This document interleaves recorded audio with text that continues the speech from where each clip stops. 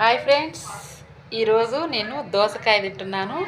ఇగో ఇలా ఒక దోసకాయని తీసుకొని ఇట్లా డిజైన్గా కోసుకొని కొంచెం ఉప్పు కొంచెం కారం వాటికి ముక్కలు పట్టించి ఇవి రాసుకోవాలి. ఇట్లా రాసుకోవాలి, ముక్కలకి రాసుకొని ఈ దోసకాయ తింటే ఎప్పుడన్నా ఒకసారి తినండి. తింటే దోసకాయ ఇలా తింటే ఎంత టేస్టీగా ఉంటుందో, ఎంత మంచిగా ఉంటుందో.